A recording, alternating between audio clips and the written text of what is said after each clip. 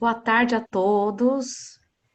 Estamos aqui 14h01, começar o nosso evento. Agradeço a presença de todas as pessoas que se inscreveram, estão aqui participando. O meu nome é Cibele Naves, eu sou coordenadora de um grupo de estudos de gestão e controle de infecção da Associação Paulista de Medicina. Esse é o nosso primeiro evento 100% online. Nós já tínhamos feito metade presencial, metade, né, com transmissão, mas esse é o nosso evento, o nosso primeiro evento 100% online. Os nossos outros grupos de estudo, pessoas, enfermagem, então a gente vai apresentar um calendário, depois a gente, né, divulga no site do CQH, também vai estar fazendo o trabalho dessa mesma forma, ok? Tá todo mundo ouvindo, vendo o áudio? Se tiver alguém com algum problema, por favor aí manifestar, para a gente poder iniciar. Então, explicando, então, o NAGE é um grupo de estudos que apoia a gestão hospitalar. Faz parte de um programa da Associação Paulista de Medicina que chama CQH. O CQH, ele é um braço voluntário da Associação Paulista de Medicina. E nosso trabalho voluntário é realmente para melhorar a assistência das organizações de saúde como um todo. E né, temos esses grupos de estudo, o meu faz parte do controle de infecção. Nós já temos algumas atividades em relação ao Covid, temos postado vários vídeos com informações, com entrevistas, tem entrevistas bem legais, depois procurem no nosso site, a experiência de Portugal, a experiência da China, então nós temos trazido pessoas bem importantes nesse cenário global do Covid. Como vai funcionar hoje? Nós teremos a apresentação, né, do nosso palestrante. As perguntas podem ser enviadas via chat, né? Nossa equipe de apoio vai estar coletando essas perguntas e no final nós vamos responder as perguntas. Então, vai primeiro acontecer a apresentação e vocês já podem ir mandando as perguntas via chat para a gente poder responder todas possíveis no final. Aquelas que ele vai disponibilizar o e-mail dele para poder estar respondendo alguma coisa que a gente não conseguir sanar no dia de hoje, ok?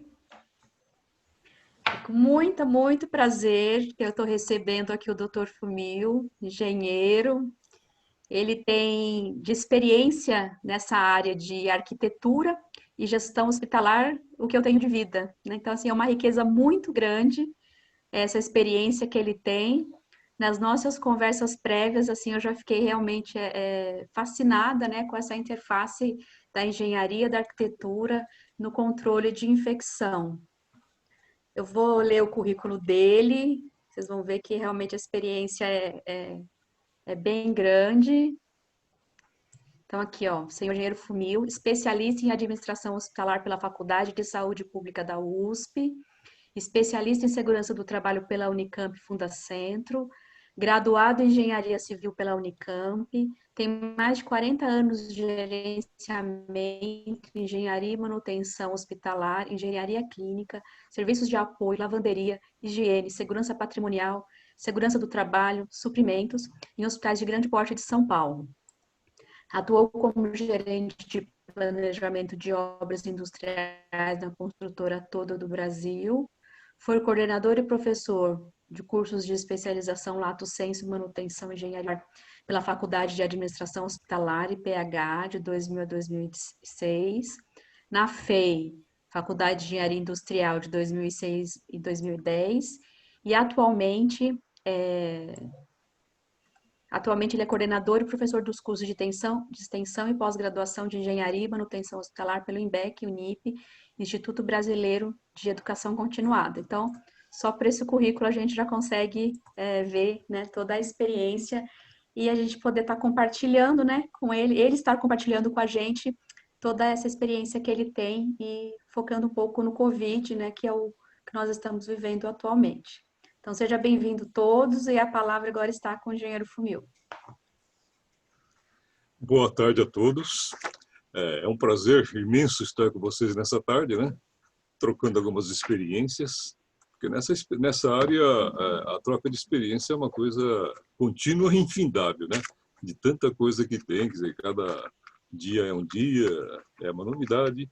Antes de mais nada, gostaria de agradecer muito ao Dr. Milton Ozaki, coordenador do programa CQH, Compromisso com a Qualidade Hospitalar, que é um programa de responsabilidade social da APM, Associação Paulista de Medicina, pelo convite de participar desse evento como palestrante sobre um tema de suma importância, que é a arquitetura e engenharia hospitalar, contribuindo para o controle de infecção hospitalar. É um tema bastante rico.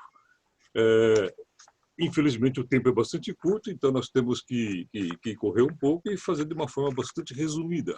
Mas eu vou tentar, nesses poucos minutos, né, fazer uma explanação que dê uma abordagem geral de tudo isso. Então, para não perder muito tempo, já vou começar a compartilhar a tela. Tá?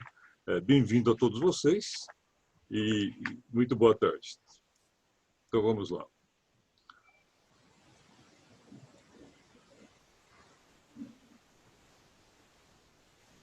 Vocês estão enxergando a tela, né? Estão enxergando o compartilhamento. Tá ok? Bom, pessoal, o tema da nossa palestra de hoje, do nosso bate-papo de hoje, é arquitetura e engenharia hospitalar contribuindo para o controle de infecção hospitalar. Nesse encontro, quer dizer, nesses poucos minutos, eu pretendo fazer uma apresentação bastante sucinta sobre o importante papel da arquitetura e engenharia da saúde e, dentro do tema dessa palestra, focar a sua importante contribuição no controle de infecção hospitalar, que, sem a menor dúvida, é a nossa maior preocupação hoje, que tornou-se muito evidente nessa época de pandemia por coronavírus, que o mundo todo e o Brasil vive atualmente. Hospitais são projetos e construções especiais, muito complexas e muito caras, que devem ser concebidos e desenvolvidos por profissionais especializados em arquitetura e da engenharia, num trabalho conjunto e em equipe multidisciplinar com os profissionais das várias especialidades da medicina e da enfermagem, e também da administração dos serviços de saúde. Eu comecei, conforme a Cibele disse, comecei minha atividade em 1979, no hospital de grande porte, de capacidade extra daqui de São Paulo, onde eu fiz toda a minha carreira, quer dizer, eu tentei até sair uma vez dessa área hospitalar, mas depois que você entra nessa área hospitalar, a gente costuma dizer que você não consegue sair mais, né? Porque é uma área muito envolvente, é uma área tão envolvente, tão gratificante, que você realmente não consegue sair mais. Então, no início, confesso que na minha primeira semana do início na carreira hospitalar, eu não tinha a menor ideia do que significava a palavra infecção hospitalar, o que fazia um engenheiro dentro de um complexo hospitalar. E na primeira semana, eu já comecei a ter as minhas primeiras aulas com o pessoal da enfermagem. Então, eu considero a enfermagem como os meus primeiros professores da vida prática, que realmente me ensinaram o pouco que eu aprendi nessa vida, que são coisas muito importantes. E por que é tão gratificante e tão envolvente atuar nessa área? O significado é muito simples, porque nós lidamos o tempo todo, 24 horas por dia, 365 dias por ano, com vidas humanas, que não permitem falhas, né, operacionais na nossa área. Daí, ser bastante envolvente, bastante gratificante atuar nessa área. E na primeira semana, quando a enfermagem desse hospital de grande porte me convidou para assistir uma cirurgia, era uma cirurgia de gastro. Aí que caiu a ficha, eu vi o quanto a arquitetura, o quanto a engenharia poderia estar contribuindo nessa área. Isso em 79, gente, mais de 20 anos antes de sair a nossa RDC 50. Nós não tínhamos muita bibliografia para consultar na época, eram pouquíssimas, não tínhamos quase com quem conversar, éramos poucos engenheiros e arquitetos que realmente atuavam nessa área, então a gente estava praticamente gatinhando, começando naquela época, né? Aí, graças a Deus, de lá para cá, o cenário mudou bastante nesses 40 anos. Foi perfeitamente possível ver o quanto a arquitetura, a engenharia, a medicina evoluiu nesse período. E, graças a Deus, estamos numa situação bem melhor do que 40 anos atrás, mas a gente sabe perfeitamente que nós temos muito ainda a fazer pela frente. É uma sensação muito grata que eu vejo na plateia a minha colega Sueli Seozaki, que está presente, que foi uma das professoras daquela época que me ensinou muita coisa na área de enfermagem. O edifício hospitalar, conforme a gente vê nessa imagem, veja, o prédio em si é um prédio igual a qualquer outro, um prédio residencial, um prédio corporativo. A grande diferença está no recheio. Vejam só, é como se fosse um raio-x do edifício hospitalar. É composto por inúmeras instalações especiais de infraestrutura predial, tais como gases medicinais. Uma dificuldade aqui, peraí só. Oi, pois não? Alguém falou alguma coisa? Vocês estão me ouvindo, né? Então, continuando, o edifício hospitalar é composto por inúmeras instalações especiais de infraestrutura predial, tais como gases medicinais, grupos geradores, no-breaks, ar-condicionados, filtrado, caldeiras, cabeamento estruturado, equipamentos médicos e outros vários, a maioria de suporte à vida e que não podem falhar em hipótese alguma, pois tem a finalidade de proteger e garantir a vida dos pacientes que se internam na busca de curas. E muitos em estados graves, passando por vários procedimentos de média e de alta complexidade, e durante 24 horas por dia e 365 dias por ano. Por isso eu costumo dizer que a gente não tem chance de errar, né? Um pequeno erro pode colocar em risco uma vida humana, que se perdida não tem volta, né?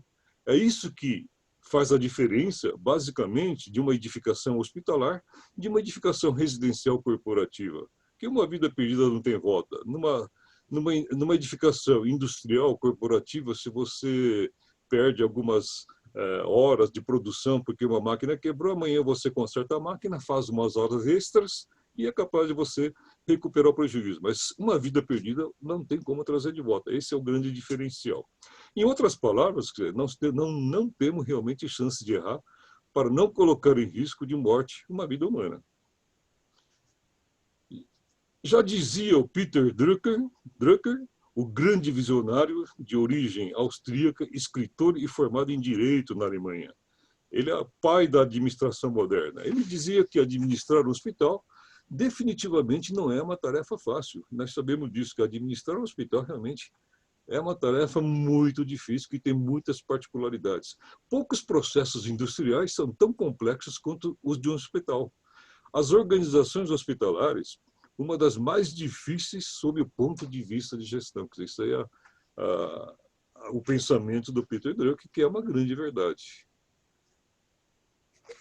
Por falar em arquitetura do espaço de saúde, quer dizer, nós não podemos deixar de falar jamais, né, dessa famosa enfermeira Florence Nightingale, que foi a fundadora da enfermagem moderna, e eu acabei me tornando o maior fã dessa enfermeira, quer dizer, lendo a história dela de 2 séculos atrás, né, de tudo que ela fez. Dentro desse tema, quer dizer, ela não conhecia o conceito de micro-organismo na época, uma vez que ainda não tinha sido descoberto, foi descoberto anos mais tarde, né? A teoria ambientalista de Florence Nightingale é focada no cuidado da enfermagem ao ser humano em sua inter-relação fundamental ao meio ambiente. Então, veja, tem tudo a ver com as coisas que a gente fala, as premissas básicas da arquitetura, do projeto de arquitetura, que estão presentes até os dias de hoje, né? A limpeza do ar, do ambiente, a limpeza pessoal, que é a nossa higiene, né? A limpeza do ambiente, o ar fresco, insolação, boa iluminação é fundamental, que é a nossa climatização, o calor adequado, a boa nutrição e repouso, o menor nível de ruído possível, que é a isolação acústica, que diminui a ansiedade dos pacientes, diminui a pressão arterial. Então, você veja, são coisas que ela já preconizava já 2 séculos atrás e estão presentes no nosso dia a dia até hoje, né? E são premissas básicas da arquitetura da saúde, da arquitetura hospitalar, né? Ela ficou muito famosa. Um fato que foi bastante marcante foi a Guerra da Crimeia, ocorrido em 1854, onde ela ficou bastante indignada no Hospital do Exército, onde a taxa de mortalidade era altíssima. E com essas poucas ações, pelo menos essas 5 ações, ela conseguiu reduzir a taxa de mortalidade em menos de 2 anos, ou seja, em 21 meses, reduziu a taxa de mortalidade de 42,2% para 2,2%. Então, você veja, são conceitos que estão vivos até o dia de hoje, e na época ela nem sequer conhecia os conceitos de micro-organismos que não tinham sido descobertos. Não era arquiteta, não era engenheira, mas era uma grande estudiosa. Ela adorava estudar matemática, então ela conseguia provar muita coisa com base nos princípios da estatística, né? E foi realmente uma grande personalidade, bastante marcante, que serviu de base para a nossa arquitetura no dia de hoje. Os hospitais da época eram considerados locais onde os pacientes praticamente se internavam para morrer, né? Eram locais escuros, sujos, os espaços eram disputados por ratos e insetos, e como não se conhecia o conceito de micro-organismo, nós tínhamos pacientes contagiosos, um do lado do outro, não tinha iluminação natural, não tinha ventilação natural. Então, veja, são todos conceitos que mudaram de lá para cá e ela já pregava que isso era muito importante, né? E a enfermaria do Hospital do Exército, então, já começou a ficar assim, começou a abrir a janela, começou a criar a ventilação artificial e natural e assim por diante. Então, e ela era conhecida como a Dama da Lâmpada, porque ela visitava os pacientes no século XIX e XX com um lampião, porque era totalmente escuro. Então, essa é a história da Florence Nightingale e é a nossa base, né, da arquitetura hospitalar. Então, baseado na teoria da Florence Nightingale, os hospitais hoje, isso aqui é uma imagem lá do hospital lá do Japão, que eu visitei em 2017, eles valorizam muito a iluminação e ventilação natural, né, para usar o menos possível a eliminação de energia elétrica. Esse é o contato que o paciente tem com a natureza. Quer dizer, eu estive justamente na época da florada, da cerejeira, que dura 1 semana, 10 dias, né, entre o mês de abril, março e abril do ano 2017. Então, essa é a visão que o paciente tem da janela onde ele está internado. Então, o contato com a natureza é de fundamental importância, que ajuda no processo de cura, né? Então, já tem muito estudo feito nessa área, que o paisagismo hospitalar é um instrumento auxiliar na recuperação dos pacientes, né? Isso já está mais do que provado através de experimentos. E daí a evolução. É a limpeza alinhada à saúde. A Organização Mundial da Saúde acredita que 90% dos micro-organismos estão presentes na sujeira visível, o que reforça a demanda por produtos práticos de manutenção. Então, aqui já entra as premissas da arquitetura da saúde, arquitetura hospitalar, como elaborar um projeto bem feito, com materiais de acabamento adequado, dentro das normas, de fácil limpeza, fácil higienização e o contato do paciente com a natureza, com a luz natural e assim por diante. Então, você veja, o piso da sala de exame e cirurgia, né? A atenção em relação ao combate de infecções hospitalares, que, segundo a Anvisa, tem taxa média de ocorrência em 9% dos casos. Então, tem muito estudo feito nessa área. A qualidade acústica, que, como eu disse agora há pouco, ela reduz a pressão arterial do paciente, reduz a ansiedade. É de suma importância em qualquer ambiente hospitalar nos preocuparmos com o design, com o projeto das áreas que realmente reduzam a poluição sonora do ambiente. E o ambiente cada vez mais humanizado, quer dizer, os materiais adequados, o conforto térmico, né? Os materiais de acabamento dentro das normas que facilitam a limpeza, resistente à limpeza, o sistema de climatização, ar-condicionado com ar filtrado e assim por diante. A questão do ar filtrado eu vou falar um pouco mais lá na frente, quer dizer, com essa pandemia tornou-se muito mais importante essa questão da climatização e filtragem do ar, né? A sala cirúrgica, essa aqui é uma imagem, por exemplo, de um hospital público, gente, parece até um hospital particular, assim de ponta, mas veja, é um hospital parceria público-privado, projetado pelo famoso escritório de arquitetura da Fiorentini Arquitetura, cujo fundador foi o saudoso arquiteto e médico Domingos Fiorentini, e hoje esse escritório é tocado, continua, todo esse trabalho, belo trabalho, está sendo continuado pela filha, Paula Fiorentini, e veja aqui que trabalho bonito, né? É um hospital, parceria público-privada, inaugurado há pouco tempo, em questão de 3 anos atrás, no Hospital Regional de Sorocaba, em São José dos Campos. E atualmente está em construção um mega hospital do Pérola Brighton, aqui em São Paulo, que está em plena obra, que faz parte também desse programa Parceria Público-Privada. Essa aqui é uma imagem de um hospital que eu visitei, um hospital, assim, eu fiz questão de colocar porque é um hospital particular, é muito especial. É fundado pela irmã Dulce, pela nossa santa Dulce, né? É um hospital de 1.000 leitos, 100% SUS, e pela filosofia da irmã Dulce, nem convênio tem, atende 100% SUS, e foi muito emocionante visitar esse hospital, e eles têm já alguns equipamentos de ponta de alta tecnologia instalados nesse hospital. Esse aqui é o projeto daquele hospital, parceria público-privada, onde eu quero mostrar a importância da engenharia de instalações. É um hospital onde houve a preocupação já com a expansibilidade, porque todo hospital é projetado, ela é concebido de forma a ter crescimento ao longo do tempo. E à medida que o hospital vai crescendo, naturalmente, a infraestrutura também tem que ir crescendo. Então, já foi previsto aqui nessa área, nessa casa de máquina, espaços generosos para futuros crescimentos, futuras ampliações, e que permitam o trabalho de manutenção preventiva e corretiva bem elaborado e bem feito, né? Então, dá a impressão que o hospital foi construído ontem, pela forma boa como está sendo mantida por uma equipe muito competente que existe nesse hospital. Então, veja, projetar e conceber um hospital não é pensar apenas no espaço do médico, paciente e enfermagem, do teto para baixo, da parede para dentro, que eu costumo dizer.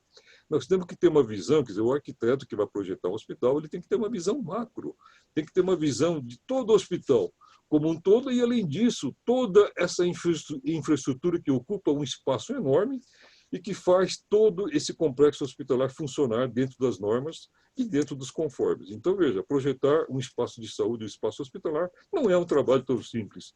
Exige realmente trabalho de pessoas especializadas nessa área. Isso aqui é uma imagem lá do Hospital Sírio-Libanês. Veja a quantidade de instalações que nós temos, só da parte de energia elétrica, né, para oferecer, para fornecer energia elétrica para que todo o complexo hospitalar funcione com segurança. Então, nós temos aqui espaços amplos, com pé direitos amplos, com corredores amplos que permitem entrada de carrinho, trabalho bem programado de manutenção preventiva pelos colaboradores do hospital e assim por diante. Então, veja, por isso que eu digo que nós não podemos pensar apenas no espaço do paciente médico e da enfermagem, temos que pensar no conjunto como um todo para fazer um projeto mais completo possível, um projeto bem elaborado. O famoso grupo gerador, né, que todo hospital deve ter, quer dizer, até hoje, infelizmente, lamentavelmente, até os dias de hoje, a gente sabe perfeitamente, quer dizer, a quantidade de pacientes que vão a óbito, que quando acaba a energia elétrica, ou o hospital tem apenas um gerador que falha por falta de manutenção, ou tem muitos hospitais que nem gerador tem. Quer dizer, então o gerador fica abandonado, fica lá no subsolo, como aconteceu naquele recente incêndio do Hospital do Badim, que uma das causas apontadas foi o curto-circuito do gerador que estava no subsolo desse hospital. E uma grande falha assim, de física da parte predial foi que, em alguns segundos, alguns minutos, a fumaça lá do subsolo ela invadiu os andares superiores, as áreas superiores. Então, isso mostra que houve falha até de compartimentação, né, que o Corpo de Bombeiro exige no edifício hospitalar. Então, veja, são instalações de infraestrutura hospitalar de suma importância que tem que acompanhar todo o processo. Aqui é uma imagem do hospital lá do Japão que eu visitei no ano 2017, ou seja, 3 anos atrás praticamente, onde nós temos uma central de vácuo, central de ar comprimido. Só para vocês terem uma ideia, para eu poder entrar nessas casas de máquinas, eu tive que tirar meu sapato que eu vim da rua, não podia entrar com sapato, para não levar sujeira da rua para dentro. Então, veja, isso já é uma cultura milenar lá no Japão, né? Então, eu quis conhecer como funciona a manutenção hospitalar? É um hospital simples, de 380 leitos, né, que investem 100% na manutenção preventiva. A manutenção corretiva é praticamente zero. E levam as normas técnicas muito a sério. Você veja, uma central de vácuo é uma central contaminada, essas cores cinza e amarelo para comprimido, cinza para vácuo, verde para oxigênio, são normas internacionais que valem no Brasil, no Japão, na China, em qualquer lugar do mundo, né? Então, eles levam a norma muito a sério, tem que ter um distanciamento entre uma central contaminada e uma central que não é contaminada. Existe, infelizmente, ainda, quer dizer, nós tivemos a oportunidade de visitar alguns hospitais aqui no Brasil, ou por falta de conhecimento, ou até mesmo por negligência, existem muitos hospitais onde as duas centrais se localizam no mesmo ambiente. Então, veja, o vácuo é uma central contaminada, onde ele aspira a secreção do paciente, e o ar comprimido é o contrário. Ele capta o ar, comprime e manda para a inalação do paciente. Então, existem normas técnicas específicas que exigem, preconizam a distância mínima entre uma central e outra. Então, tudo isso influi, tem uma grande influência, toda essa parte da engenharia tem uma grande influência quando a gente fala de infecção, né, hospitalar. Então, o hospital, resumindo, o hospital, só para recordar um pouquinho, eu sei que os senhores estão cansados de saber dessa teoria, mas a infecção hospitalar, segundo o Ministério da Saúde, a portaria 930 de agosto de 92, a infecção hospitalar é qualquer infecção adquirida após a internação do paciente e que se manifesta durante a internação ou mesmo após a alta, quando puder ser relacionada com a internação ou procedimentos hospitalares. É uma definição clássica. Aqui eu coloquei só para ilustração, veja só o tamanho de um vírus. Né? O tamanho de um vírus chega de 0,07 a 0,08 micrômetro. Né? Normalmente esses vírus, como o vírus do coronavírus, elas estão sempre agregadas a alguma partícula, gotícula, então elas atingem dimensões maiores de 0,3 microns, né, que é perfeitamente retida por um filtro EPA, filtro absoluto. Agora, se o vírus estiver solto, né, mas como é dificilmente você encontra o vírus na natureza solta, em suspensão, então ela passa tranquila, nem o filtro EPA segura o vírus nessas dimensões. Então são esses cuidados que a gente tem que ter, tem que conhecer. Esses vírus, o coronavírus, por exemplo, ela é agregada a gotículas em tosse, espirro. A gente sabe que, por exemplo, num simples ato de espirrar, uma gotícula dessa agregada com coronavírus, ela alcança distâncias até de 7 ou 8 metros. E a tendência é decantar, então o piso de um espaço desse é a parte mais contaminada de um hospital. Então, isso aqui é só para a gente ter uma ideia, né, de como, o que é um vírus, qual é a dimensão de um vírus e o papel do filtro EPA, que eu vou falar daqui a pouco. O filtro EPA elimina até 99,9% das impurezas infecciosas que se encontram em ambientes hospitalares. Então, esse dispositivo utiliza uma tecnologia de separação de partículas capaz de interceptar a maioria dos micro-organismos presentes no ar, eliminando até 99,9% das impurezas infecciosas de 0,3 micrômetros. Essa norma é muito importante, eu estou mostrando uma fotografia dessa norma na frente, só para ilustrar também. É uma norma que está acabando de passar por um processo de revisão, está sendo atualizada, né? É a norma que preconiza como deve ser a qualidade do ar em estabelecimento assistencial de saúde. Então, essa norma estabelece os requisitos mínimos para projeto e execução de instalação de tratamento de ar em ambientes em estabelecimento assistencial de saúde, tornando obrigatória a utilização de filtro de ar-condicionado em sala cirúrgica e pós-operatórias, unidade de terapia intensiva, pronto-socorro, unidades neonatais e de pediatria. Infelizmente, ainda a gente vê hoje, nos dias de hoje, que visitamos hospitais, muita coisa errada, que não atende às normas preconizadas, né? Por exemplo, um aparelho do tipo split, ela não tem renovação de ar nenhum. Já Florence Nightingale, já 2 séculos atrás, ela já falava que é muito importante ter renovação de ar nos ambientes, né? E esses aparelhos split, elas não oferecem nenhuma renovação de ar, elas simplesmente captam o ar no ambiente, resfria e joga de novo, né? As precauções com os aerossóis, quer dizer, os procedimentos em unidades de isolamento respiratório com pressão negativa, fala-se muito em pressão negativa com essa pandemia, e filtro EPA, que tornaram-se figuras importantes nessa pandemia. Aqui tem algumas soluções emergenciais que alguns hospitais adotaram com essa pandemia. para transformar em algumas horas, né? Em algumas horas, tem alguns fabricantes que fabricam esses exaustores. Esses exaustores são exaustores como se fosse um frigobar, com rodinhas, que você abre simplesmente um buraquinho na parede de 30, 25, 30 centímetros, de acordo com o fabricante, para passar lá o duto de ar-condicionado, de exaustão. Nesse exaustor, nós temos aqui duas etapas de filtragem. Tem o pré-filtro e o filtro EPA, né? Só que é um filtro EPA do tipo H14, né? Que capta todo esse ar contaminado, então é utilizado em ambientes onde você tem pacientes já confirmados e contagiosos, né? Pode ser por tuberculose, pode ser por coronavírus, por Covid-19, assim por diante.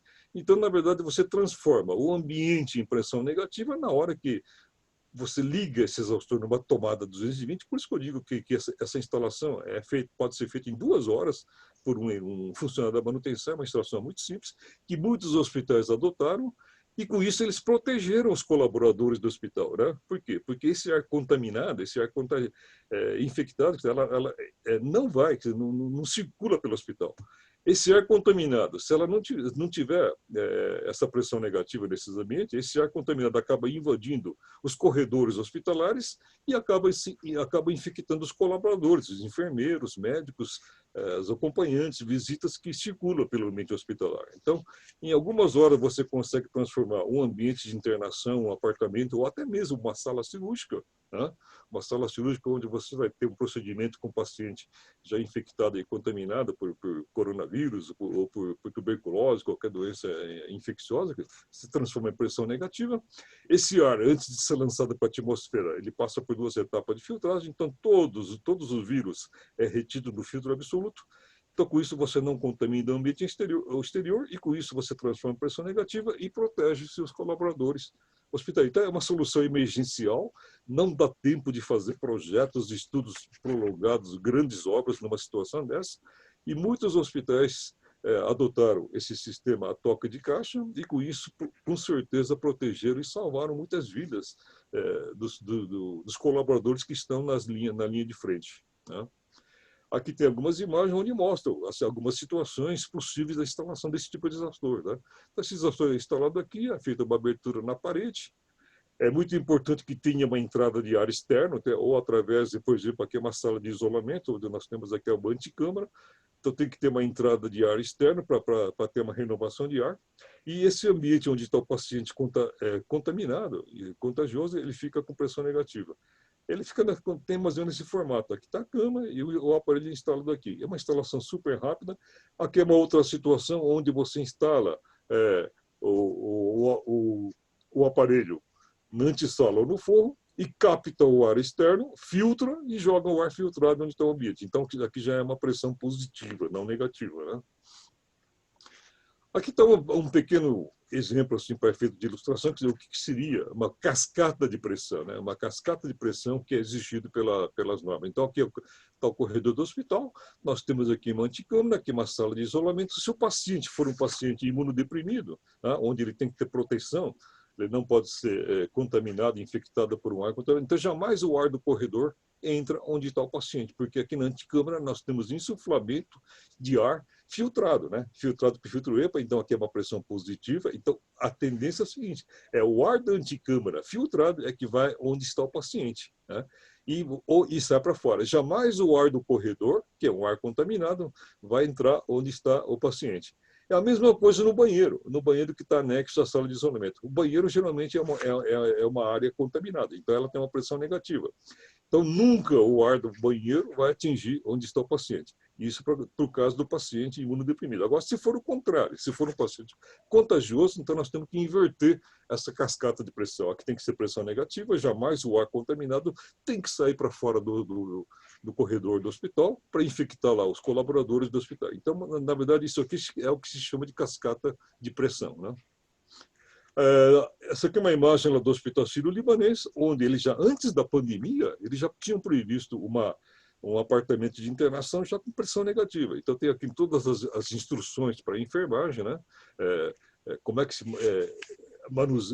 manipula, como é que se trabalha com o ambiente com pressão negativa. E aqui tem os dados da temperatura, da umidade relativa e da pressão negativa, que é medida em Pascal.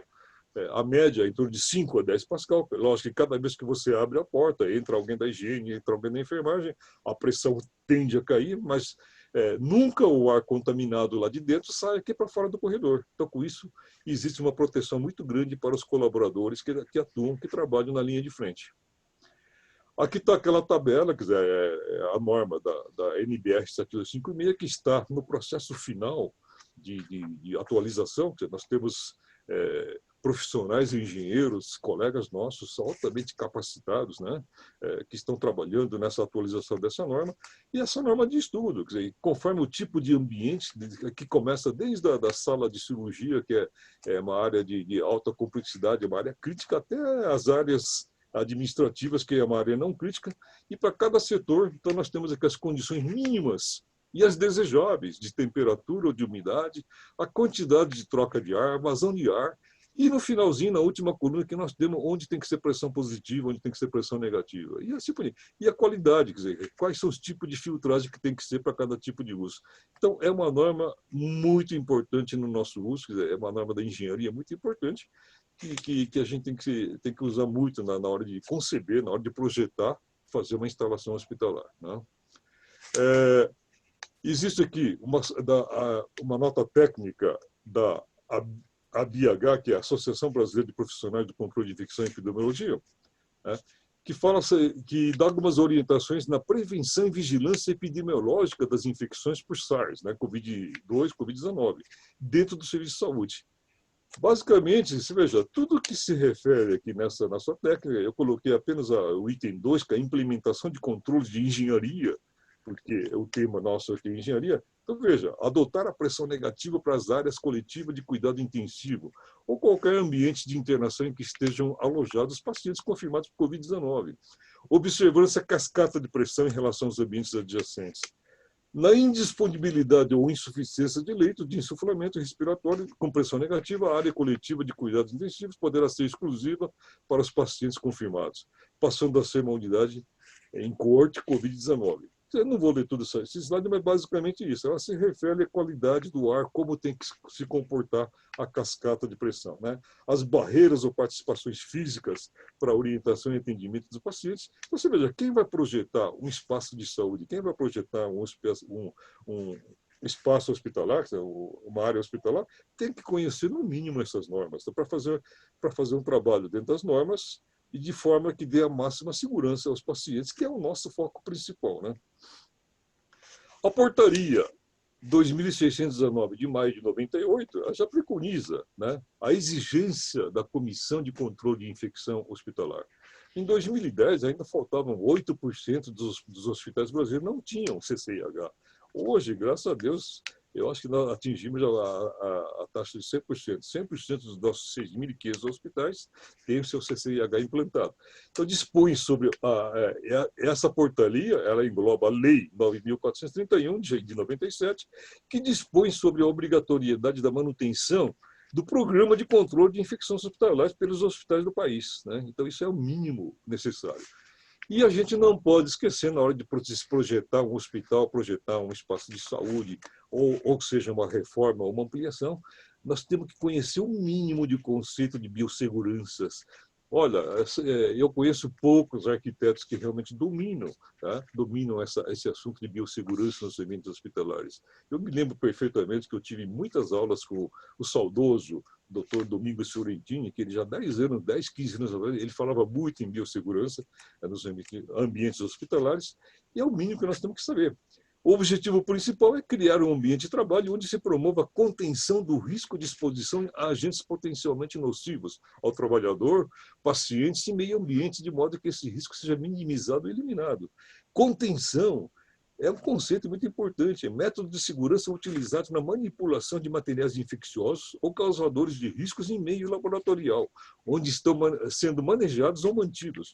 O objetivo da contenção é reduzir ou eliminar a exposição da equipe de um laboratório, de outras pessoas e do meio ambiente em geral dos agentes potencialmente perigosos. Isso aqui é muito importante. Então, é o mínimo que nós temos que conhecer. Outro assunto, eu coloquei, gente, alguns assuntos muito importantes que têm muita relação com a infecção hospitalar, né? Quando a gente fala, por exemplo, em esterilização, numa central de material de esterilização, é uma área de suma importância, né? Que tem uma importância muito grande em relação à infecção hospitalar. Eu me lembro perfeitamente, passa um filme na minha cabeça de 40 anos atrás, que eu discutia muito com a enfermeira Sueli, que está presente no auditório. A gente discutia matemática, física, química, para discutir os processos de esterilização, né? Como é que a gente tem certeza que o material está sendo realmente esterilizado e que vai para uma sala cirúrgica, os instrumentais, os campos cirúrgicos, eles vão para uma sala cirúrgica perfeitamente esterilizado. Esterilizar significa eliminar os micro-organismos, né? Então, veja, nós dependemos de equipamentos que têm os mostradores aqui no painel, como se fosse uma geladeira. Qualquer que garante que esses mostradores estão registrando os números, os valores corretos, né? E quem garante isso aqui é através de monitoramento, né? É monitoramento de qualidade. Então, a RDC 15 da Anvisa, ela preconiza que cada vez que a gente vai instalar uma autoclave pela primeira vez, nós temos que fazer uma validação. Existe uma empresa especializada que faz a validação. Então, a validação você só faz no início ou quando muda uma autoclave de lugar, né? Agora, a qualificação térmica, a qualificação dos processos físicos, temperatura, pressão, tempo de exposição, é uma obrigatoriedade anual. Quer dizer, uma vez por ano tem que ser feito isso. Isso a RDC 15 preconiza, né? Então, é muito importante a gente observar isso. Esterilização significa o quê? Eliminação de vírus, bactérias, esporos, fungos, protozoários, etc. Causadores de infecções, doenças ou outro mal. Então, veja, um instrumental que sai daqui, vai para uma sala cirúrgica, a gente não enxerga olho nu. Nós temos que ter certeza que aquele instrumental está perfeitamente estéril, porque é o cirurgião, na hora que ele faz uma incisão no paciente, se não tiver devidamente esterilizado, na primeira incisão ele vai introduzir no paciente vírus, bactérias, assim por diante, o que provoca a infecção hospitalar. A esterilização pode ser feita por diversas maneiras, tá? Nós temos processos químicos, que são glutaraldeídos, formaldeído, ácido peracético, processos físicos, que é o vapor saturado, que é muito usado até os dias de hoje, né? Existem suas normas específicas, a qualidade da água é muito importante. A gente discutia muito há 40 anos atrás com o pessoal da enfermagem, onde eu aprendi muito sobre esterilização. A presença de bolha de ar dentro de uma autoclave, isso é tão prejudicial, né, que compromete o processo de esterilização. A autoclave por calor seco, que antigamente se usava muito a estufa, né? Estufa por raios gama, cobalto. E tem os processos físico-químicos, que é óxido etilênico, que já deixou de ser usado por causa da toxicidade, a plasma de peróxido de hidrogênio, vapor de formaldeído, assim por diante. Então, os processos físico-químicos são indicados para materiais termossensíveis. Porém, seu uso fica restrito para hospitais de maior porte pelo alto custo de instalação. Manutenção, muitas vezes, esses serviços são terceirizados. A maioria dos serviços são terceirizados. Então, existem muitos fabricantes hoje, nacionais e internacionais, de esterilização. E aqui existem os indicadores de monitoramento. Então, isso aqui é uma coisa que a enfermagem leva muito a sério, tá certo? Então, nós temos aqui diversos tipos de indicadores, que são os indicadores físicos, biológicos, os químicos, o famoso Boy-Dick, né? Então, isso é uma coisa que tem que ser levada muito a sério e tem que ter uma atuação conjunta com o pessoal da engenharia clínica, com o pessoal da engenharia hospitalar, porque a autoclave, na verdade, tem uma manutenção compartilhada, né? A parte eletrônica, ela é de responsabilidade da engenharia clínica, e a parte mecânica, a parte de infraestrutura, é responsabilidade da manutenção predial, né? do engenheiro mecânico, dos mecânicos, assim por diante. A qualidade do vapor, a qualidade da água que gera o vapor, e assim por diante. A manutenção, quer dizer, resumindo, a manutenção ela é definida pela ABNT como a combinação de todas as ações técnicas administrativas destinadas a manter ou recolocar um item em estado no qual possa desempenhar uma função requerida. Pela NBR 5674, manutenção é um conjunto de atividades a serem realizadas para conservar ou recuperar a capacidade funcional da edificação e de suas partes constituintes de atender as necessidades de segurança dos seus usuários. Isso é a definição da manutenção. Lamentavelmente ainda, pela cultura do nosso país, a manutenção não é tão valorizada como deveria. visitando os países desenvolvidos, a manutenção é super valorizada. Tanto é que as pessoas investem 100% em manutenção preventiva, praticamente a corretiva é zero. No nosso país, a média geral ainda é 80%, cerca de 80% é manutenção corretiva, ou seja, nós estamos correndo atrás do prejuízo, depois que acontece o problema é que a gente vai tentar resolver, né? E apenas 20% é preventiva. Então, nós temos que, como um grande desafio, já nos próximos anos, até o final do século, se Deus quiser, inverter essa relação, né? Mudar a cultura de um país. A cultura de um país a gente não consegue mudar de um dia para o outro. Temos que plantar sementinha para que os nossos netos e bisnetos colham lá na frente. Quer dizer, essa é a filosofia. A responsabilidade da manutenção perante a infecção hospitalar, que é o tema. A manutenção é engenharia, né? Depois do hospital concebido, pronto, funcionando. Então, a manutenção ela tem uma série de responsabilidades. Alguns exemplos.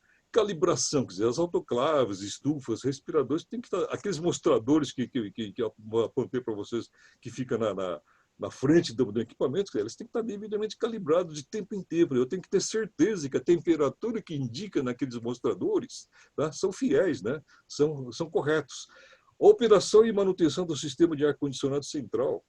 Veja, não adianta eu gastar fortunas num belo projeto, contratando o melhor arquiteto renomado do país, tá? Ele faz um belo projeto, um belo plano diretor, contrata uma ótima instaladora, compra os melhores equipamentos, gasta uma fortuna em instalação e depois eu peco na manutenção. Quer dizer, não existe uma manutenção preventiva que cuida, que controla os filtros, né?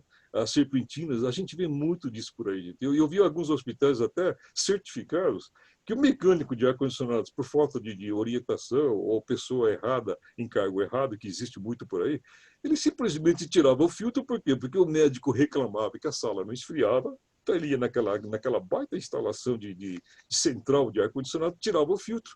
Aí, claro, o ar passava livremente, ou a sala esfriava, né?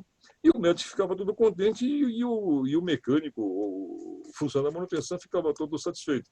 E, na verdade, de repente, ele jogou uma fortuna fora. Quer dizer, ele transformou toda aquela parafernália de equipamentos e instalações numa parede de janela, né? Que a gente costuma falar que numa parede de janela passa até elefante, né? Porque não tem filtragem nenhuma.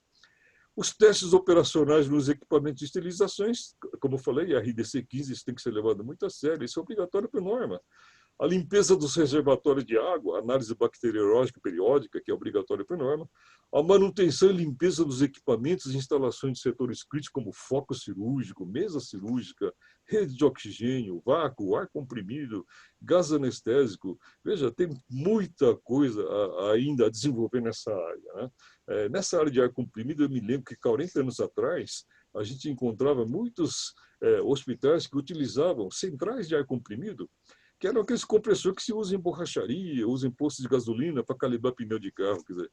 Então, era assim que funcionava o ar comprimido. Então, você tinha redes de ar comprimido em hospitais totalmente contaminados, né? E, graças a Deus, está mudando ao longo do tempo. Mas tem muita coisa. Eu não digo que não é nenhuma surpresa a gente encontrar algum hospital ainda nessas condições. Tá? É perfeitamente possível isso.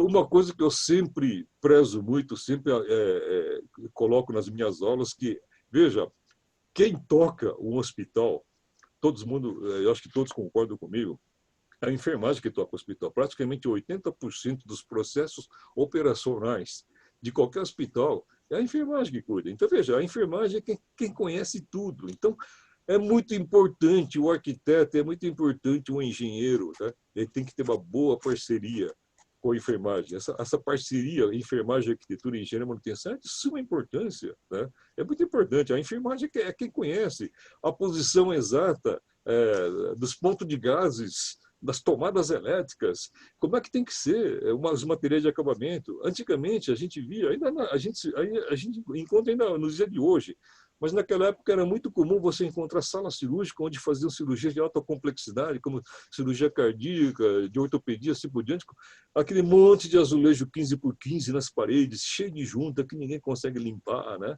Aqueles pisos totalmente inadequados, aquele monte de cabos, fios elétricos, mangueiras, circulando, cruzando a sala cirúrgica, as pessoas tropeçavam. Por quê? Porque nós tínhamos pontos errados, pontos em posições erradas, mal localizadas, assim por diante. Então, veja, é muito importante.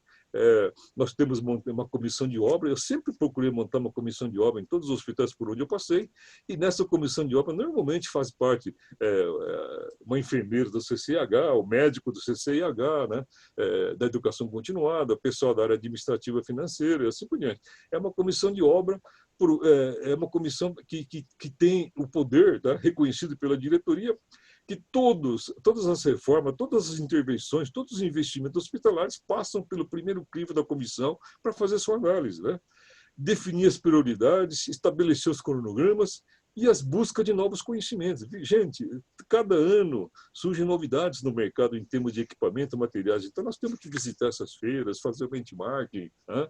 E é muito importante participar desse benchmarking com essa comissão, né? Então eu acho muito importante a parceria da arquitetura com a enfermagem. Existem, lamentavelmente, ainda alguns equívocos de alguns dirigentes hospitalares que deixam de elaborar, que acham que eu não vou contratar nenhum arquiteto, vou gastar aí 20 mil, 50 mil, 100 mil reais para fazer um projeto de um hospital, que eu vou jogar dinheiro fora. Então, isso é um grande equívoco, gente. Isso não é economia. Porque um projeto não chega, todos os projetos de arquitetura de instalação não chegam a 5% do investimento hospitalar. Então, veja, achar que está economizando em projeto com profissionais especializados e qualificados é um grande equívoco, né? Outra coisa é não valorizar os trabalhos da manutenção, julgando ser apenas uma fonte de despesa. A gente vê ainda hoje, geralmente o setor de manutenção do hospital ela fica no pior lugar do hospital, do lado do necrotério, no porão, no sótão e assim por diante. Então, veja, e outra coisa é aquela mudança de cultura que nós temos que buscar ao longo do tempo. Mudar a relação da preventiva, né, com a corretiva. A relação entre a estrutura física e a segurança do paciente é fundamental o papel do ambiente físico das instalações na missão de fornecer cuidado ao paciente com qualidade. Segundo a Joint Commission, há forte relação entre a estrutura física hospitalar e a segurança do paciente. Ou seja, o ambiente pode contribuir para os erros médicos, para o aumento das taxas de infecção, danos por queda, porque utilizou material errado, escorregadio, recuperação lenta do paciente, entre outros prejuízos, né? Essa é uma fonte do CREMEB. E basicamente isso. E os reflexos, dos últimos slides, veja, essa pandemia nos deixou bastante reflexo, né? Coisas para reflexão. Pelo avanço acelerado do coronavírus na infraestrutura da saúde, no espaço de saúde. Então, veja, ficou muito evidente, né, a importância da arquitetura, da engenharia, das instalações de infraestrutura com essas instalações, né, devido à pandemia. A atenção da população mundial, dos governantes, se voltaram para o sistema de saúde. Adaptações físicas com tecnologias limitadas nas soluções emergenciais ágeis e sem o tempo necessário para o bom planejamento. Ajustes tecnológicos emergenciais com equipamentos como ventiladores mecânicos, sistema de climatização com cascata de pressão nos diversos ambientes de saúde. Veja como ficou importante o tema climatização, né, com essa pandemia. Necessidades de rever os modelos de negócio, adotar tecnologias assertivas e revisar as regulamentações para a era pós-Covid. Pessoal, eu deixei aqui agora, eu recebi esse material ontem, está fresquinho, saiu em julho desse ano, tá? Acabou de ser, foi elaborado pela equipe aqui da Faculdade de Arquitetura da Universidade Federal da Bahia. Os autores são os colegas nossos dessa área. O Antônio Pedro Álvares Carvalho é um famoso arquiteto catedrático dessa faculdade. A Doris é uma arquiteta de Salvador. A Laís, Patrícia, são todas colegas nossas que elaboraram esse importante trabalho que serve de orientação. Então, são orientações da arquitetura para o controle de contágio Covid-19. Eu deixei esse material aqui para consulta de vocês. Quer dizer, essa palestra está sendo gravada no YouTube. E para quem quiser esse material, pode me escrever por e-mail, WhatsApp. A Cibele também tem uma cópia disso, ela pode estar enviando para vocês. Tá? Então, a realização é do Grupo de Estudo e Arquitetura de Engenharia Hospitalar, é o GEA-OSP, Faculdade de Arquitetura da Universidade Federal de Bahia e da BDH, né? Que é a Associação Brasileira para o Desenvolvimento do Edifício Hospitalar. É uma associação muito grande, que nós temos aí praticamente, se não me engano, quase mais de 1.000 associados, né? Então tá aqui, eu coloquei assim, praticamente uma cópia de todos os slides que eu recebi, são quase 30 slides, né? Que dão assim informações bastante importantes, que essa equipe ela se aprofundou nos estudos, né? E tem muitas dicas boas aqui, né? Então fala aqui, por exemplo, quais são as primeiras medidas a serem executadas na parte assim de procedimentos, de processos, né? Nessa pandemia. Como deverá ser o acesso em diversas áreas, na área de transição, na recepção. Eu vou correr um pouco, que o meu tempo já está esgotado, na recepção, na sala de espera, a sala de priorização e assim por diante, né? Sala de priorização, a recomendação nas salas secundárias, como deverá ser a ventilação e climatização. Você vê, já tem diversos slides que explicam muito a questão da climatização, da pressão negativa, como deve ser o fluxo de ar, renovação de ar, ventilação natural, que é obrigatório, né? A ventilação, exaustão e manutenção, e assim por diante. Olha, tem vários slides que falam sobre ventilação e climatização do ambiente de saúde, tá? No setor de isolamento. Aqui tem aquela mesma imagem que eu mostrei para vocês da cascata de pressão, né? Quais os critérios que devem ser adotados em ambiente de isolamento? A gente fala muito em isolamento, gente, mas infelizmente eu vi assim várias imagens que a pessoa faz um cercadinho numa UTI ou num pronto-socorro com divisórias e escreve lá isolamento. Então, veja, as bactérias têm que saber ler, senão eles entram lá dentro. Então, basicamente, isso é o erro conceitual que existe ainda sobre a palavra isolamento, né? Então, quais são os materiais de acabamento mais adequados para o setor de isolamento? Então, tem diversas dicas importantes. Vocês podem depois ler com cuidado, item por item a item. A Cibele pode estar mandando esses materiais para vocês. Tem para as áreas críticas, semicríticas, áreas não críticas, as observações gerais, né? E tem as referências bibliográficas, que é muito importante. Então, quem quiser se aprofundar, é só acessar esses links. Vocês conseguem obter bastante material importante da área de arquitetura e engenharia, que pode estar contribuindo muito nessa área de infecção hospitalar. Tá? Basicamente é isso, gente, que eu tinha que apresentar a vocês hoje. Muito obrigado. Tá? Fico à disposição dos senhores para quaisquer esclarecimentos que eu puder fazer. Muito obrigada, engenheiro Fumil, pela palestra, pelos esclarecimentos. A gente tem agora, acho que dá para ter os 15 minutos ainda aqui de a gente passar um pouquinho da hora, mas ter 15 minutos de pergunta para quem quiser colocar. Já tem alguma aqui sobre. Alguém colocou um elogio, né, sobre a equipe de manutenção e engenharia. É a primeira vez que a gente faz um NAGE com um foco que não seja só micro-organismos e antibióticos e protocolos assistenciais. Então, a importância da área da engenharia e sobre adaptações, sobre contratar empresas que não são qualificadas. Fala um pouco sobre isso, assim, dessa importância de, né, pessoas realmente qualificadas na execução da obra hospitalar. De algumas experiências que você conhece que não deram certo. Sem dúvida. Graças a Deus, nesses 40 anos, a gente vê que houve muita evolução nessa área, né? Mas o que eu recomendo, que eu acho muito importante, na hora de contratar uma empresa para fazer uma reforma, uma obra hospitalar, é procurar selecionar as empresas profissionais que no mínimo, conheçam o mínimo das normas, né? As normas do Ministério da Saúde, da RDC 50, pelo menos ter uma noção sobre o que é uma infecção hospitalar, porque, veja, para fazer uma reforma no hospital não é simplesmente sair quebrando as paredes, enchendo o hospital de poeira, porque a poeira é um dos maiores transportadores de micro-organismos que provoca uma infecção hospitalar. Então, veja, selecionar as empresas construtoras, instaladoras, que tenham o mínimo de noção sobre as normas do Ministério da Saúde é de suma importância. Tá certo? Isso nos dá bastante segurança, porque realmente a poeira, o pó, ela é um grande provocador, transportador de micro-organismos. Tem uma pergunta aqui que é sobre sala cirúrgica. da Gisele do Sírio-Libanês. Gostaria de saber se há alguma providência a ser tomada quanto às salas cirúrgicas para pacientes com Covid. Olha, depois dessa pandemia, é lógico que nessa pandemia, se você tem que fazer uma obra rápida, como foram feitas por muitos hospitais, eles simplesmente compraram esses exaustores portáteis que têm diversas vazões, pressões, né?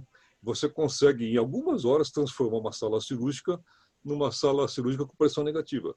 Eu tive o caso, por exemplo, de um hospital onde tinha uma gestante já confirmada por Covid e ela teria que passar por um processo de parto.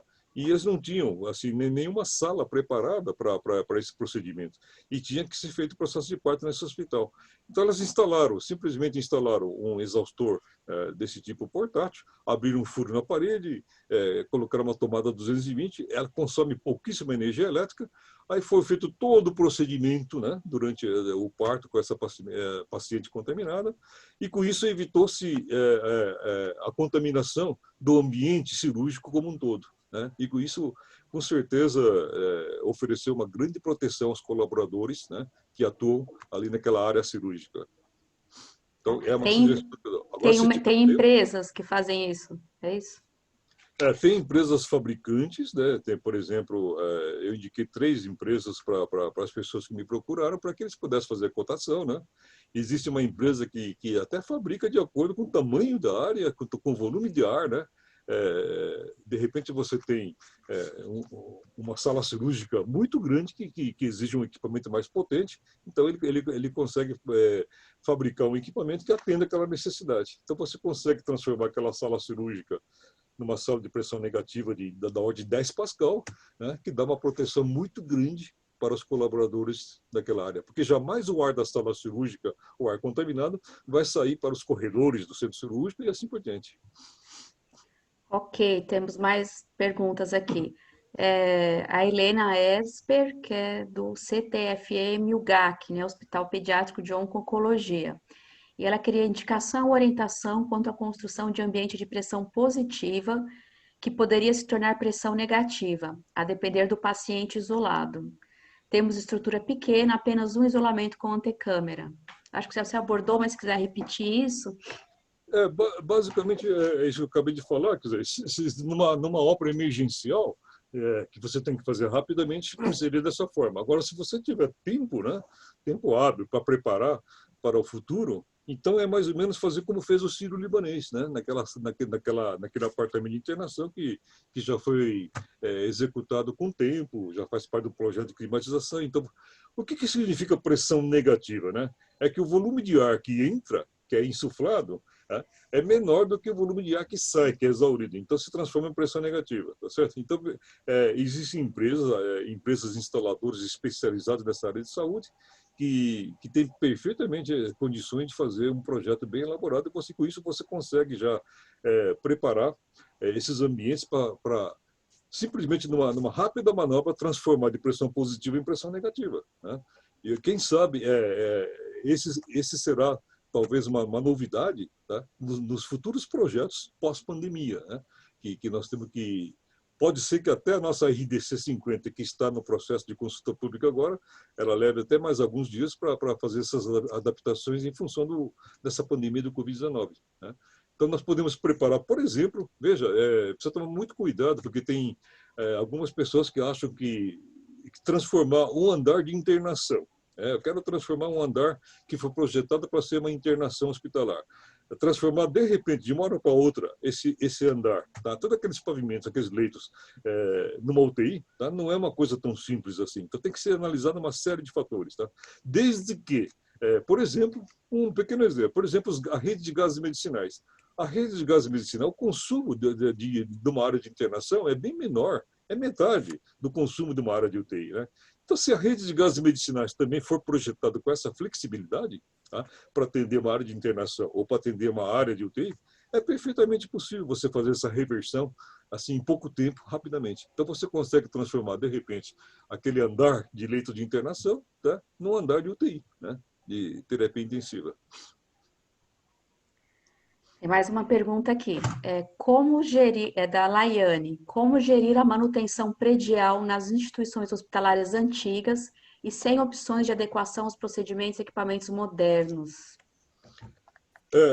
Isso é um grande desafio da arquitetura hospitalar que eu vejo, né? Porque existem muitos hospitais que, por exemplo, têm amplos terrenos, amplos espaços para você fazer ampliações. Então, você tem um hospital, de repente, com 100 anos de vida, né?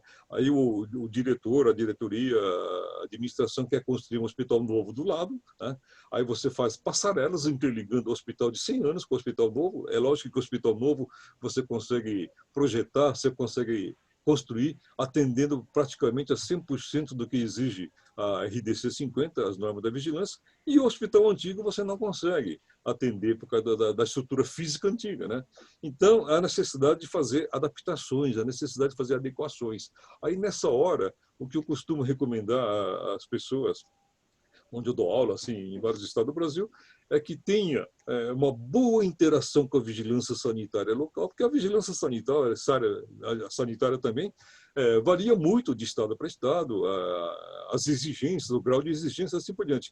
Mas eles são muito abertos para uma boa conversa, né? Então eu tive assim, exemplos pessoais disso. A vigilância, muitas vezes a gente faz uma concepção errada da vigilância. A vigilância, ela tem poder de polícia, sim, né? Até de fechar hospitais, tá? Mas nenhuma vigilância quer fechar os hospitais, porque a população depende de leito, depende de leitos hospitalares.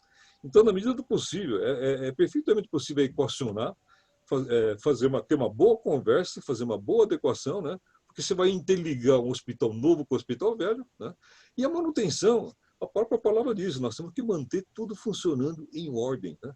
E tem que ter reserva, redundância dos equipamentos e instalações de suporte à vida, porque isso não pode falhar em hipótese alguma. Uma pequena falha leva o paciente a óbito mesmo, né?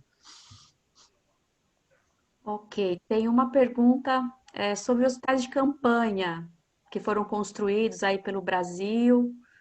Qual que é a sua opinião? Eu quero só deixar um exemplo. Eu moro em São José dos Campos e aqui a cidade construiu um hospital em 35 dias. Não foi um hospital de campanha, foi um hospital para permanecer, mas assim a gente considerou que foi um ponto fora da curva, né?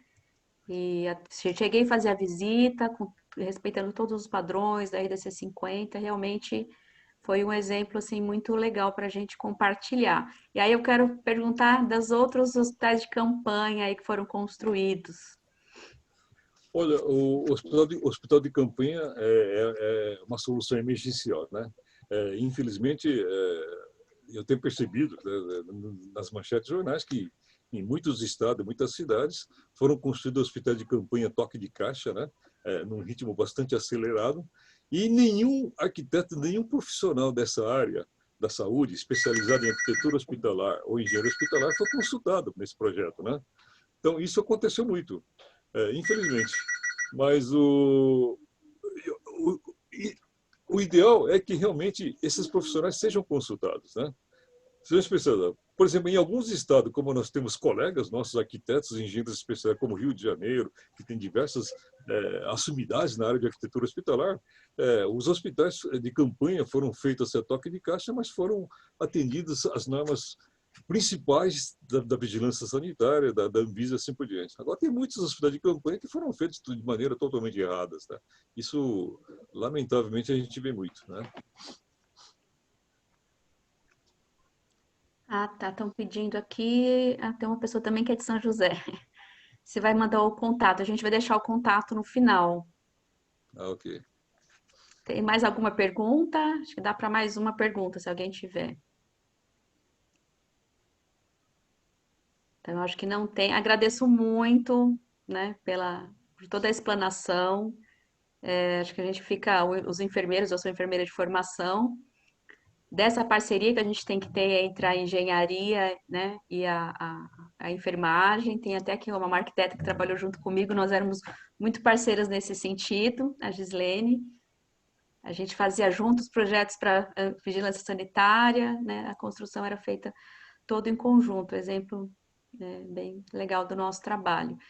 e da importância de ter as empresas especializadas, né? De fazer aquilo que é correto, segundo a legislação, contratar profissionais realmente qualificados. O pessoal às vezes pensa na qualificação da enfermagem, fala, eu vou contratar qualquer empreiteira aí para fazer esse puxadinho, mas não é assim. A gente vê a importância e quanto isso impacta diretamente, né, no controle de infecção hospitalar. Todo o processo que está aí por trás da assistência, desde o ar, da estrutura da limpeza, como ele explanou muito bem, ele impacta diretamente aí no nosso trabalho. Então, eu quero agradecer a presença de todos. Cláudio, coloca para mim tem a tela de apresentação do e-mail. Nós vamos mandar no e-mail de vocês, então, esse material que ele colocou nos últimos slides, que é específico de arquitetura e Covid. Então, qualquer dúvida que vocês tiverem, vocês podem mandar aqui no site do CQH, no e-mail do CQH. Nós vamos mandar pelo e-mail de vocês que foram feitas as inscrições esse material. A aula vai estar disponível depois no YouTube, no canal do CQH. Temos aqui o e-mail do engenheiro Fumio Araki, é celac@anchan.com.br, que vocês conseguem ver, fazer a anotação. Ele se colocou à disposição para esclarecer as dúvidas, né, de quem tiver. Convidamos vocês também a entrarem na página do CQH, para poder visitar, né? Nós temos também lá o manual, os manuais de indicadores de infecção, pode fazer o download gratuito para os hospitais.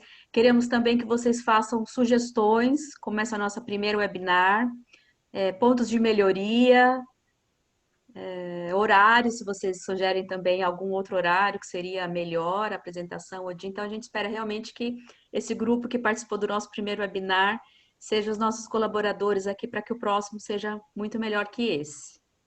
Agradeço a presença de todos mesmo, né? Acho que a gente, se não tiver mais nenhuma pergunta, aí a gente encerra. Tem uma pergunta aqui, rapidinho, ó. Sobre água, é isso? Quando vem de poço artesiano, o filtro de areia superior ao filtro de carvão?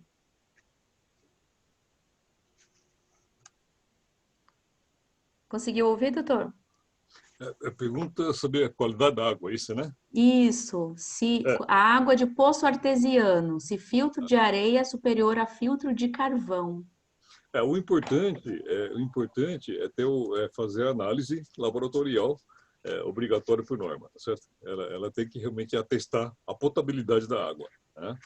Isso é muito importante, independentemente da origem, tá certo? Ou poço artesiano ou da concessionária. Eu achei muito importante ter essa análise semestral obrigatória. O pessoal está pedindo se a gente pode fornecer um certificado. Acho que a gente pode estudar, né, Sr. Fumio, de participação. Sem dúvida, da minha parte. A gente pode sim. Então, eu gostaria só de usar as palavras finais para fazer um agradecimento. Bom, gente, eu agradeço muito por essa oportunidade, né, de estar aqui com vocês nessa tarde, discutindo um assunto de suma importância. Espero ter contribuído de alguma forma, porque essa é a nossa missão. Quer dizer, a partir do instante que a gente entra nessa área da saúde, a nossa missão, nosso objetivo é único, né? É comum. É o paciente que está lá no fim da linha, né? Então, esse é o nosso objetivo. E espero ter contribuído com esse meu trabalho. E é um trabalho que realmente, como eu disse no início, é um trabalho muito gratificante e envolvente e vai continuar sendo, né? Então, espero que a gente una as forças, né? É um trabalho multidisciplinar, cada vez mais, né? E graças a Deus nós estamos avançando. Avançamos muito nesses 40 anos que eu tive a possibilidade de ver-se com os olhos próprios, e eu tenho certeza que o futuro também será muito brilhante daqui para frente. E muito obrigado, boa tarde a todos. Obrigada. Doutor Milton, quer falar alguma coisa? Eu só queria parabenizar o engenheiro Fumio, né? Um companheiro de longa data. Nós trabalhamos juntos aí pelos hospitais aqui do Brasil e foi um parceiro no programa CQH, quando levamos, né, um treinamento para Angola. O Fumio, que foi batizado chegando lá, né, recebido com uma enterocolite, né, mas foi uma belíssima experiência e um belíssimo trabalho que o Fumil desenvolveu lá. E tudo isso que ele falou realmente é de longo tempo, né? E eu fico muito animado em ouvir as palavras do Fumil, né? Dessa melhoria na parte de gestão hospitalar, na parte da manutenção hospitalar, na parte da integração, né, multidisciplinar, na melhoria da assistência hospitalar. Então, Fumil, eu só posso te parabenizar por todo esse trabalho, né? E pedir para que você continue aí colaborando na melhoria do nosso sistema de saúde, né? E um especial muito obrigado por você colaborar aqui com o programa CQH, né? Então, eu acho que você pode ficar tranquilo que você vai ser chamado mais vezes aí para colaborar conosco, tá? Então, muito obrigado, parabéns mais uma vez, né? E que Deus continue iluminando o seu trabalho. E Cibele, parabéns pelo primeiro na GEIRAS, né, virtual. Eu acho que a pandemia está mostrando que nós não temos alternativa, nós temos que continuar batalhando, não esmorecer. Antes nós tínhamos as atuações presenciais, mas a pandemia está mostrando que nós temos que estar utilizando cada vez mais a tecnologia. E eu acho que isso nós estamos fazendo do limão uma limonada, né? E quantas pessoas, né, podemos atingir hoje, né? Então eu acho que esse é um trabalho também que temos que continuar. E você que também, né, teve já também uma surpresa tanto quanto o Fumil, até me lembrei de vocês porque você também foi agraciada lá na Guatemala, né, com uma enterocolite, né? Então, mas isso faz parte desse nosso trabalho, né? Então, também deixar para você esse pedido de continuidade dos trabalhos, né? Eu acho que nós estamos aqui, nós temos um karma, né? Como o Fumil falou, né? Acho que nós temos um karma de contribuir para a melhoria da saúde aqui do nosso país, tá? Então, parabéns para você, parabéns para o Fumil e muito obrigado para quem está nos assistindo. E que continuem, né, colaborando com o programa CQH. Então, muito obrigado e uma boa tarde a todos. Ok, então, obrigado, doutor Milton. Encerramos, então, agradeço a participação de todos. Visitem o site do CQH e depois a gente disponibiliza a aula pelo YouTube, para vocês também compartilharem. Obrigada. Obrigado.